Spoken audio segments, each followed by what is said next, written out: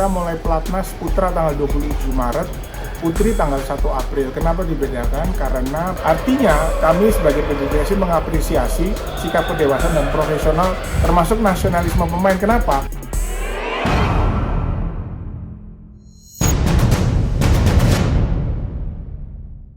Siapan tim putra sama putri untuk SEA Games ini gimana, Mas? Ya, kalau dibilang secara umum kita mulai pelatnas putra tanggal 27 Maret, putri tanggal 1 April. Kenapa dibedakan? Karena pertama putra akan memulai kompetisinya lebih dulu tanggal 3 Mei, sementara putri akan menyusul tanggal 9 Mei. Lalu persiapannya secara umum juga mau tidak mau memang bukan komposisi yang ideal. Kenapa? Kita harus menentukan nama pemain jauh sebelum kompetisi sebagai ajang seleksi itu dimulai. Sehingga nama-nama yang ada itu kemungkinan besar bagi bayangan para pencinta voli, loh kenapa yang juara nggak kepilih? Ya itulah kondisi yang ada. Memang pelatnas ini sangat tidak ideal, tapi itu pilihan yang harus kita hadapi. Melaksanakan kompetisi, sementara di kalender internasional kita sudah dihadapkan kepada SEA Games yang akan segera dilaksanakan. Sehingga dalam kondisi yang tidak ideal itu, bagaimana caranya kita menyiapkan para pemain.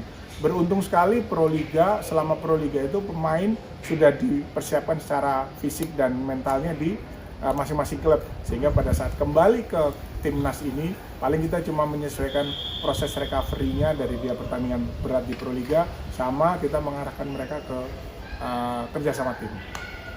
Nah ini pemain yang udah ada di sini memang sudah tim inti ya, nggak ada kayak dikurangin lagi gitu atau gimana?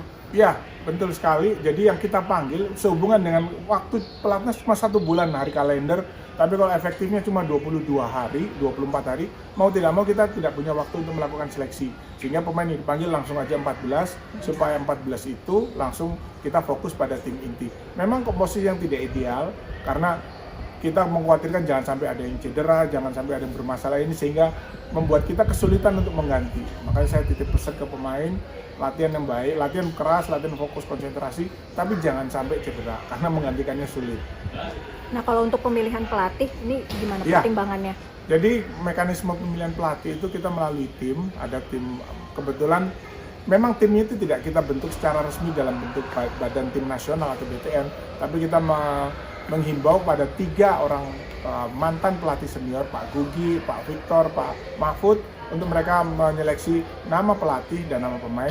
Kemudian kita di Binpres menggodok pemain itu, sehingga jujur aja sebelum selesainya Proliga nama pelatih itu sudah terseleksi, sudah terpilih. Sedangkan pemain prosesnya hampir sama. Ketiga pelatih itu memilih sedemikian banyak pemain, PBVSI menggodok tersisa 22 pemain putra, 18 pemain putri. Finalisasinya kita serahkan ke pelatih terpilih, dan maka itu kita punya 14 pemain. Nah dengan waktu yang mepet kan nggak ada uji coba ya Mas? Iya. Nah itu kaitannya dengan target jadi bagaimana? Betul sekali. Kalau putri mungkin tidak ada masalah ya, kita bisa tryout dengan pemain-pemain putra, pelajar, junior. Tapi yang sulit adalah di putra. Kenapa? Karena yang terpanggil ini sudah pemain terbaik di Indonesia. Sehingga setiap klub yang datang juga akhirnya tidak memberikan persaingan kompetitif, sehingga membuat pemain putra ya nggak ada persaingan. Jadi kalaupun datang klub-klub sebagai ajang uji coba cuma untuk merubah suasana latihan menjadi pertandingan. Nah ini kan di tengah-tengah juga kan ada beberapa pemain yang katanya dibilang seleksi ke Korea untuk Liga Korea. Ya. Nah itu akhirnya dari timnas ini memutuskan gimana pembagiannya Ya, atau gimana? benar sekali. Jadi awal kita menerima tembusan surat dari pihak Korea bahwa pemain atas nama 6 orang.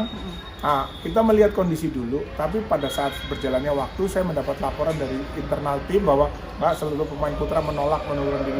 Artinya kami sebagai PBVSI mengapresiasi sikap kedewasaan dan profesional termasuk nasionalisme pemain. Kenapa? Kita memang punya program untuk menyampaikan kalau bisa jangan. Itu kalau bisa, tapi seharusnya kita juga punya kewenangan untuk menyatakan tidak boleh. Tapi sebelum kita menyampaikan itu, rupanya seluruh pemain sudah menyampaikan bahwa mereka lebih fokus pada SEA Games. Itu yang kalau pemain yang masuk yang di luar pelatnas silahkan bebas ya? Iya, tapi dari 6-5 yang terpanggil SEA Games itu mereka sudah menyampaikan nggak, kita fokus pada SEA Games. Kita lupakan Thailand, anggap aja Thailand nggak ada. Jadi siapapun tim yang merebut masuk ke final, dia sudah juara SEA Games.